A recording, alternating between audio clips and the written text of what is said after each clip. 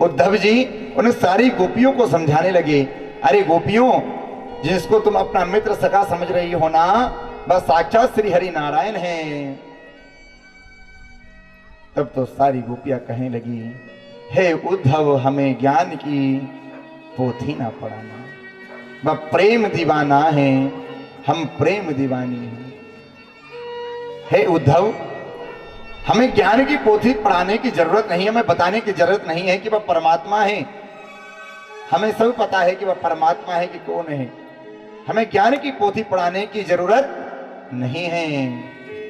हे उद्धव, हमें ज्ञान की पोथी ना पढ़ाना, वह प्रेम दीवाना है, हम प्रेम दीवानी हैं।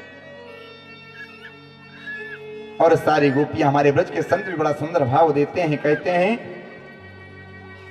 ये तो प्रेम की बात है उद्धव, बंदगी तेरे बस की नहीं है। ये तो प्रेम की बात है उद्धव, बंदगी तेरे बस की नहीं है। ये तो प्रेम की बात है उद्धव, बंदगी तेरे बस की नहीं है। ये तो प्रेम की बात है उद्धव, बंदगी तेरे बस की नहीं जय हो। है।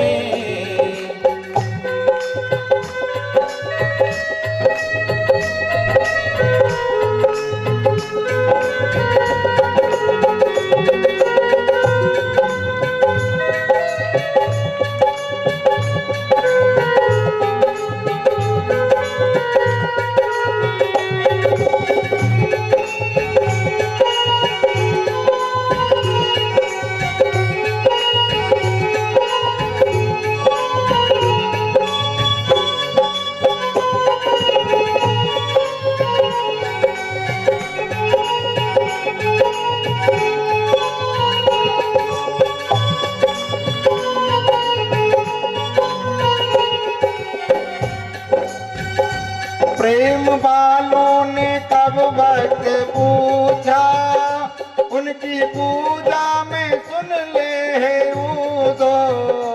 प्रेम वालों ने कब तुझको पूजा, उनकी पूजा में सुन ले उद्धव। प्रेम वालों ने कब वक्त पूछा, उनकी पूजा में सुन ले है उद्धव। प्रेम वालों ने कब तुझको पूजा, उनकी पूजा में सुन ले उद्धव। यहाँ दम दम होती है पूजा, यहाँ दम दम होती है पूजा। सर झुकाने की फुर्सत नहीं है। ये तो प्रेम की बात है उद्धव, बंदगी तेरे बस की नहीं है। ये तो प्रेम की बात है उद्धव, बंदगी तेरे बस की नहीं है। प्रेम की बात है उद्धव, बंदगी तेरे बस की नहीं है। ये तो प्रेम की बात है उद्धव।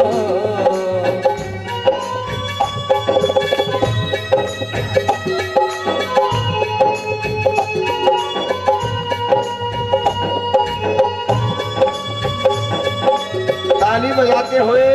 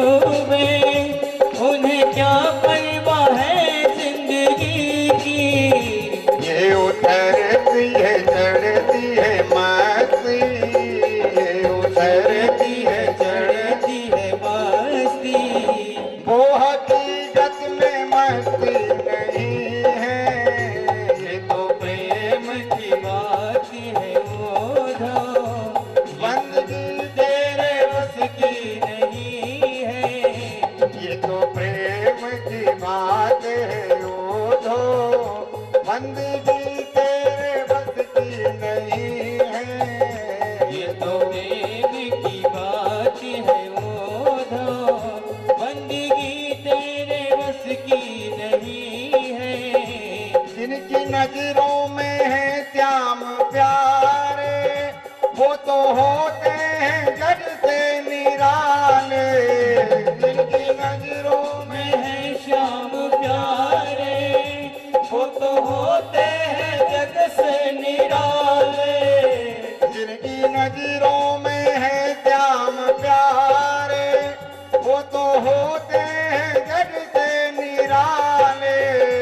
जिनकी नजरों में है श्याम प्यारे, वो तो होते हैं जग से निराले। जिनकी नजरों में मोहन समाए, जिनकी नजरों में मोहन समाए, वो नजर फिर तरसती नहीं है। ये तो प्रेम प्रेम की बात है उद्धव, बंदगी तेरे बस की नहीं है। ये तो प्रेम की बात है उद्धव, बंदगी तेरे बस की नहीं है। ये तो प्रेम की बात है उद्धव, बंदगी तेरे बस की नहीं है। ये तो प्रेम की बात है उद्धव, बंदगी तेरे बस की नहीं है। ये तो प्रेम की बात है उद्धव, बंदगी तेरे बस की नहीं है। ये तो प्रेम की बात है उद्धव, बंदगी तेरे बस की नहीं है। ये तो प्रेम की बात है उद्धव, बंदगी तेरे बस की नहीं है। ये तो प्रेम की बात है तेरे बस की नहीं है। ये तो प्रेम की बात है उद्धव, बंदगी तेरे बस की नहीं है। ये तो प्रेम की बात है उद्धव, बंदगी तेरे बस की नहीं है। ये तो प्रेम की बात है उद्धव, बंदगी तेरे बस की नहीं है। बोली कृष्ण कन्हैया लाल की जय। सारी गोपियां कहने लगी कि उद्धव जी, हमें बताने की जरूरत नहीं है कि वह परमपिता परमात्मा है, वह भगवान है। हमें बताने की जरूरत नहीं, हमें ज्ञान की जरूरत नहीं है, हमें उस प्यारे की जरूरत है। सारी गोपियां आंखों से अश्रुपात कर रही है, रुदन कर रही है, और सारी गोपियों की स्थिति ऐसे हो रही है महाराज, जैसे जल के बगैर मछली की हो जाती है ना, मणि के बगैर सर्प की हो जाती है, उसी प्रकार सारी गोपियों की स्थिति हो रही है महाराज। आंखों से अश्रुपात कर रही है, उद्धव जी से कह रही है, हे उद्धव,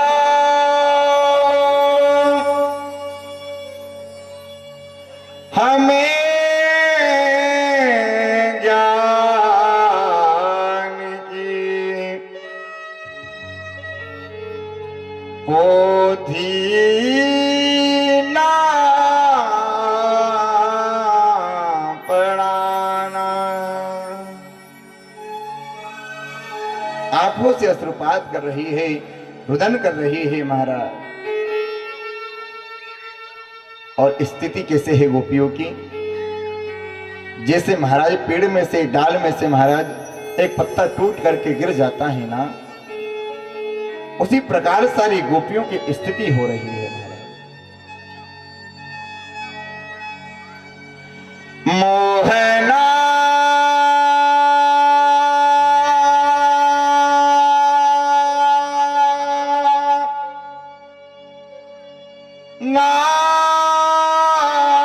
नाथ जियो ब्रजधाम,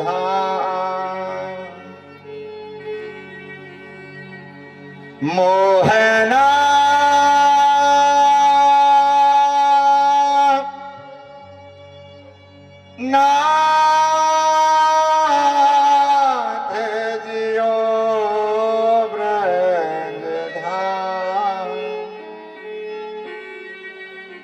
जैसे जाल से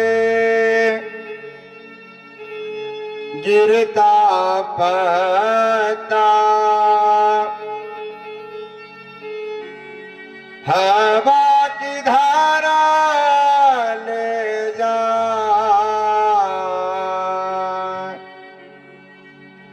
मोहना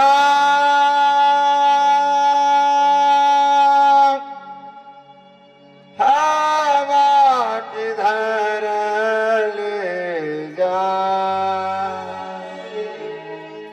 सारी गोपियां आंखों से अश्रुपात कर रही है, रुदन कर रही है और उद्धव जी को समझा रही है, उद्धव हमें ज्ञान की जरूरत नहीं है, हमें उस प्यारे की जरूरत है, उस प्रीतम की जरूरत है। जब महाराज उद्धव जी ने उन गोपियों के प्रेम को देखा, उद्धव जी तो सारा ज्ञान भूल गए महाराज। और उद्धव जी 6 महीने तक महाराज वृंदावन में रहे। 2 दिन के लिए गए थे, पूरे 6 महीने रुके श्री उद्धव जी महाराज। और 6 महीने के बाद श्री उद्धव जी महाराज पुनः मथुरा लौटे। और जब मथुरा लौटे महाराज, भगवान ने उद्धव जी को प्रेम से गले लगा लिया और रुदन करते हुए भगवान ने उद्धव जी से कहा, अरे उद्धव, वृंदावन में मुझे गोपियां याद करती है, माता जसोदा याद करती है या नहीं करती है? उद्धव जी की आंखों से आंसू की धारा बहने लगी। उद्धव जी भगवान से कहने लगे, कन्हैया तुम बड़े छलिया हो भैया। अरे तुमने उन गोपियों से, सारे ब्रजवासियों से, माता जसोदानंद बाबा से परसों का कह करके आ गए और वह नित्य निरंतर कन्हैया तुम्हें याद करते रहते हैं, तुम्हारी याद में आंसू बहाते रहते हैं। और माता जसोदा और नंद बाबा की स्थिति तो बहुत बुरी हो रही है कन्हैया, तेरी याद में नित्य निरंतर आंसू बहाते रहते हैं। और भागवत में बताया गया है कि नंद बाबा और माता जसोदा ने अपने लाला के लिए इतना आंसू बहाए, इतने आंसू बहाए कि जमुना जी का सारा जल महाराज खारा हो गया। इतने आंसू बहे महाराज नंद बाबा और माता जसोदा के भगवान के लिए। संसार में इतने आंसू कोई भगवान के लिए बहा सकता है क्या? कोई नहीं बहा सकता। माता जसोदा नंद बाबा नित्य निरंतर कन्हैया को याद करते रहते हैं और आंसू बहाते रहते हैं महाराज। आज जैसे तैसे उद्धव जी ने भगवान को समझाया। अब इधर महाराज कंस की दोनों पत्नियां रुदन करती हुई अपने पिता जरासंध के पास पहुंची। रुदन करते हुए महाराज अपने पिता जरासंध के पास पहुंची और जरासंध को अपना वेदाव्य होने का, विधवा होने का कारण बताया। तब तो जरासंध ने 23 अक्षौहिणी सेना लेकर के मथुरापुरी पर आक्रमण कर दिया महाराज। लेकिन भगवान ने जरासंध को युद्ध में हरा दिया। जरासंध ने पुनः 23 अक्षौहिणी सेना लेकर के पुनः मथुरापुरी पर आक्रमण किया, लेकिन भगवान ने जरासंध को पुनः हरा दिया। इस प्रकार जरासंध ने 23 अक्षौहिणी सेना लेकर के 17 बार मथुरापुरी पर आक्रमण किया, लेकिन भगवान ने 17 बार महाराज जरासंध को हरा दिया। और अब की बार तो महाराज नारद जी के कहने पर मलेच्छों का राजा कालियावन 3 करोड़ मलेच्छों की सेना लेकर के आया और आकर के सारी मथुरापुरी को घेर लिया महाराज। अब भगवान ने मलेच्छों की 3 करोड़ सेनाओं को देखा, से भगवान भागने लगे। अब इधर कालियावन ने जब भगवान को भागते हुए देखा तो कालियावन कहने लगा, सारे यदुवंशी डरपोक है, सारे यदुवंशी रणछोर हैं। तब से भगवान का एक नाम पड़ गया, रणछोर। बोलिए रणछोर भगवान की। भगवान का एक नाम पड़ गया रणछोर। कालियावन कहने लगा, सारे यदुवंशी डरपोक हैं, सारे यदुवंश से रणछोड़ हैं। आगे आगे महाराज भगवान भागे जा रहे हैं और पीछे पीछे कालियाबन भी भगवान के पीछे भागने लगा। अब आगे आगे भगवान भागते चले जा रहे हैं, पीछे पीछे कालियाबन भागा चले जा रहा है। भगवान गए और भगवान गुफा में जाकर के छिप गए महाराज। और उस गुफा में श्री मुचकुंद जी महाराज सोए हुए थे। इधर भगवान अंदर गुफा में प्रवेश कर गए और मुचकुंद जी महाराज सोए हुए थे गुफा में। भगवान ने अपना पीतांबर दुपट्टा निकाला और दुपट्टा निकाल करके मुचकुंद जी के ऊपर डाल दिया महाराज। और डाल करके भगवान अंदर गुफा में जाकर के छिप गए। अब इधर कालियाबन ने गुफा में प्रवेश किया। अब अंदर गुफा में प्रवेश किया तो भगवान के पीतांबर दुपट्टे को देखा तो पहचान गया कि यही कृष्ण कन्हैया हैं। तो जोर जोर से हंसने लगा, कहने लगा, अरे देखो देखो, यह सारे यदुवंशी कितने डरपोक हैं, कितने रणछोड़ हैं। मेरे डर के कारण यहाँ आकर के दुपट्टा ओढ़ करके सो गया है, अभी से मजा चखाता हूं। तब तो महाराज कालियाबन ने पैर से प्रहार मुचकुंद जी के ऊपर किया। अब मुचकुंद जी की आंखें खुल गई, निद्रा खुल गई। और मुचकुंद जी ने जैसे पीतांबर दुपट्टा महाराज आंखों पे से उठाया और जैसे कालियाबन को देखा, कालियाबन देख करके जल करके भस्मीभूत हो गया महाराज, भस्म हो गया।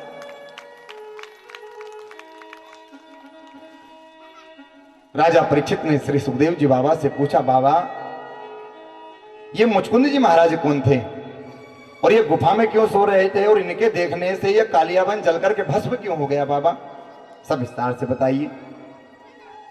सुखदेव जी कहते हैं, राजा परीक्षित, यह जो मुचकुंद जी महाराज है ना गुफा में जो सोए हुए थे, इन्होंने एक बार देवासुर संग्राम में देवताओं का बड़ा साथ दिया। अब देवता युद्ध जीत गए। जिससे कहा, मुचकुंद मांगो क्या चाहिए।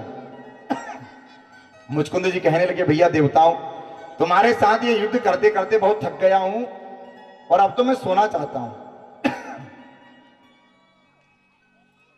कुछ समय आराम करना चाहता हूं, सोना चाहता हूं। तब तो देवताओं ने मुचकुंद जी को एक गुफा दे दी महाराज और कह दिया, भैया जाकर के मुचकुंद इस गुफा में जाकर के सो जाओ और जो कोई भी तुमको जगाने का प्रयास करेगा वह जल करके भस्म हो जाएगा। आज महाराज कालियाबन ने मुचकुंद जी को जगाने का प्रयास किया और कालियाबन जल करके भस्मीभूत हो गया। और ये मुचकुंद जी महाराज की आज मुचकुंद जी के द्वारा कालियाबन का उद्धार हुआ। इधर भगवान आए, भगवान ने महाराज चतुर्भुज रूप में महाराज मुचकुंद जी को दर्शन दिए और मुचकुंद जी से भगवान ने कहा, तुझको हम मांगो क्या चाहिए।